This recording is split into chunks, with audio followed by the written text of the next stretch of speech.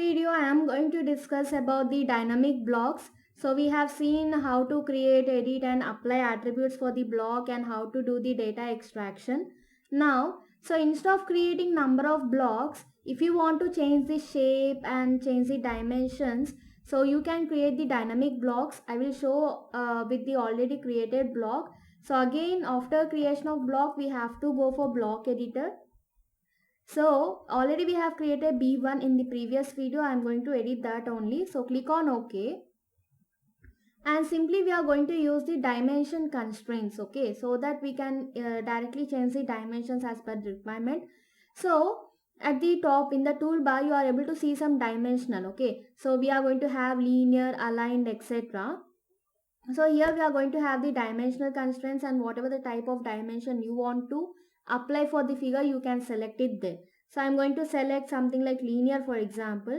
So as I want to change only this top length as per the requirement, so it is showing 60 right now. Okay, and you are able to see some light blue color arrow mark here. Okay, so it will be displayed after insertion of that block on the model page. Okay, so if you want to apply the diagonal etc, you can go for that too. If you want to modify the figure, you can modify in the block editor too. So I'm going to give the value for linear also. Let us take this one and this one again.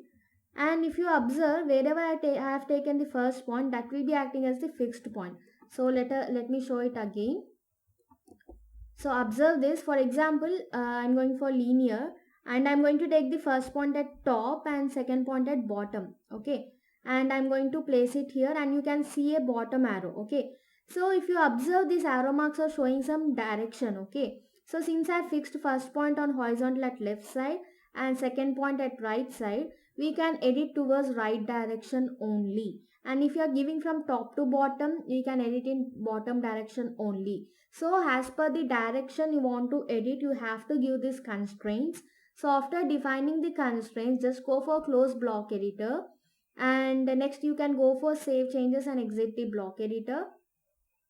So if I am going to use this block again, so you have to go for insert and you will be getting this block. Okay. So here you can see some symbol. Okay. This is dynamic block indication.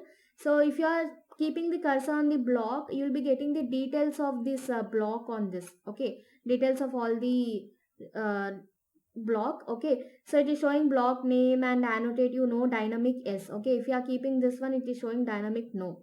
So I'm going to take this dynamic block and the procedure will be pretty same. Wherever you want to insert, simply you can insert and it will be asking the ID. So I want to give ID same length and width of the object.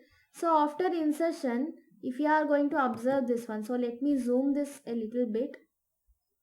So it is asking for opposite corners. Yeah. Now if you are clicking on this, you will be getting these arrow marks. Okay. So if you are clicking on this, you will be getting the constraint dimension.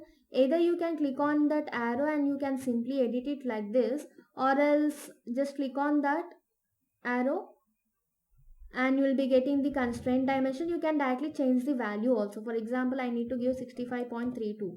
So we'll be getting 65.32 and vertically we can go for something around, let it be 45.25 for example. Okay, so it will be changing like this. Okay, just you have to select linear or horizontal or vertical, then according to that the figure shape might be varying like this. Okay, and be careful while giving the points, you have to give the one fixed point and the direction which we have to change there as a second point. So like this we can create the dynamic blocks, and wherever you need you can edit the blocks.